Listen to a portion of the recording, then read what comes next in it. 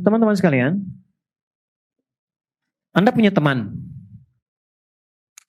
Temannya seringkali menjelek-jelekan Anda. Kemudian yang kedua, berbicara yang tidak baik tentang Anda di belakang. Kemudian menzalimi dalam segala bentuk yang memang salah. Tiba kemudian, dia meminta bantuan Anda sedang butuh, pinjam uang 10 juta misalnya. Diberi nggak? Hah? Kadang-kadang salam aja belum tentu dibalas kan? Ya, padahal hukumnya kan dijawab ya. Ya, bertemu aja belum tentu mau kan? Kenapa? Karena banyak kesalahan yang dia perbuat.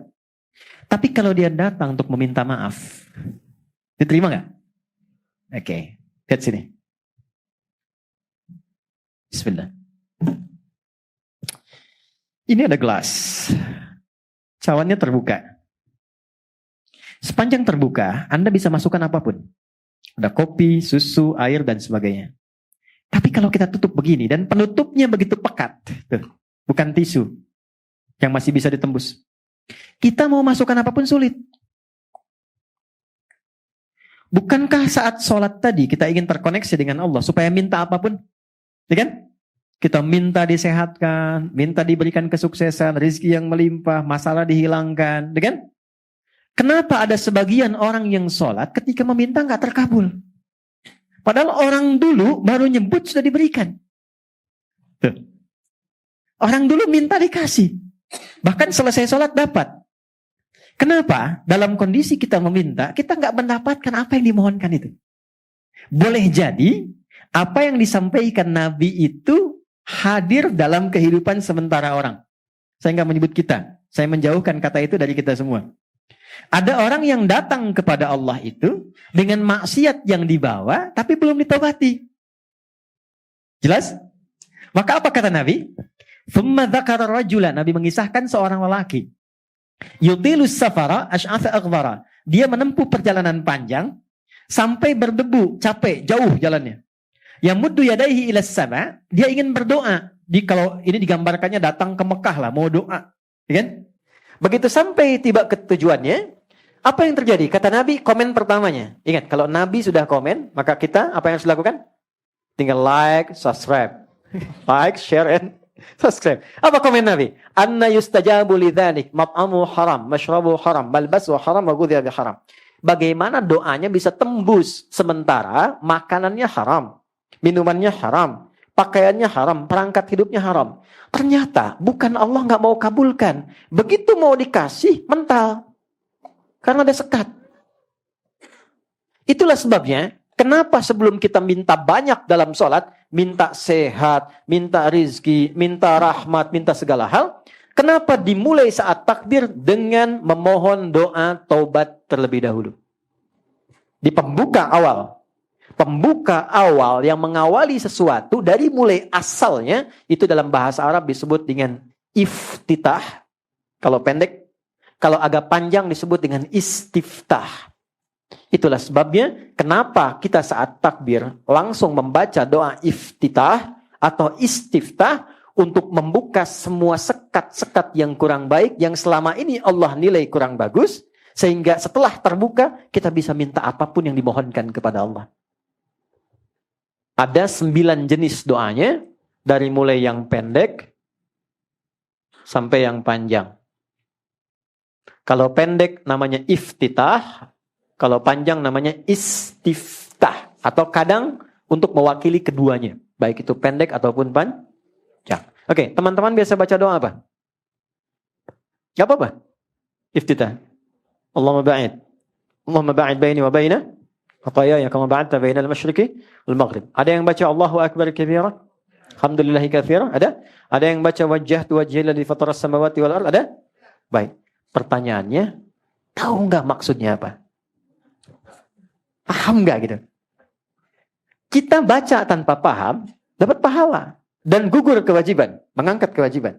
Tapi kalau kita baca paham artinya, maka pemahaman itu memberikan dampak pada jiwa kita. Sehingga menggugurkan dosa-dosa yang pernah kita lakukan dan merubah kita menjadi semakin lebih baik. Saya ambil contoh. Baik, 3 tadi saya bahas dengan cepat. 1. Allahumma ba'id baini wa baina khataayaya kama ba'adta bainal masyriqi wal maghrib. Allahumma naqqini minal khataaya kama yunaqqa thawbul abyadu minad danas. Allahumma ighsilhu bil ma'i wal thalji wal barad.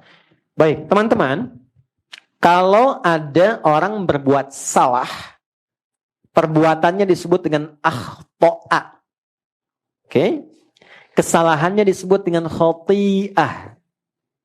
Kalau banyak, maka disebut khotoy. Itu yang banyak salahnya. Khotoya. Gini. Khotoya. Yang banyak salahnya. Oke?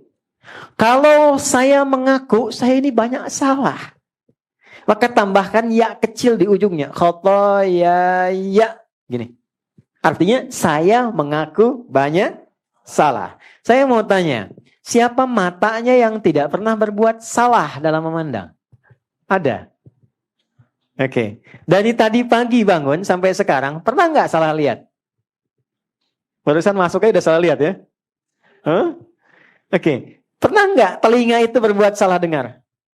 Baik. Sampai ke ujung kaki, selalu pernah salah kan? Baik ya? Artinya, kesalahan yang dilakukan itu tidak satu dua, mungkin banyak. Ini yang datang ke sini pun, saya ingin tanyakan. Dengan orang tuanya, baik tidak? Ada masalah nggak? Dengan pasangannya, dengan anaknya, dengan kerabatnya. Puncaknya dengan Allah. Tidak ada satupun manusia yang bebas dari salah. Semua pasti pernah berbuat salah. Tapi indahnya Allah, dipanggillah setiap hari 5 kali untuk memperbaiki kesalahannya. Jadi tidak mungkin orang jadi baik kalau tidak ada salah. Kesalahan itu dihadirkan untuk belajar supaya jadi lebih baik. Sama, saya kadang suka heran. Orang berdoa minta sabar, tapi saat dikasih jalannya tidak menerima. Saya tanya ya, kalau Anda minta sabar sama Allah, dikasih oleh Allah sabar atau dikasih ujian? Pasti diberi ujian supaya merasakan kesabaran itu. Sebab kalau dikasih sabar langsung nggak mungkin. Ya kan? Coba lihat, Bapak Ula berdoa, ya Allah berikan aku kesabaran.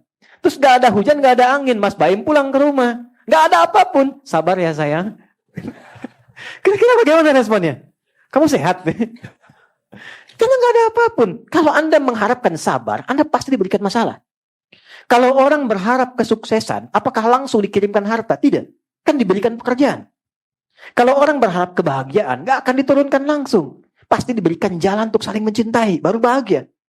Sama persis kalau orang ingin jadi baik, maka Allah turunkan ujian yang menguji dia supaya belajar dari kesalahan, supaya jadi baik. Karena itulah orang kalau saat akan sholat, pasti punya salah yang dibawa.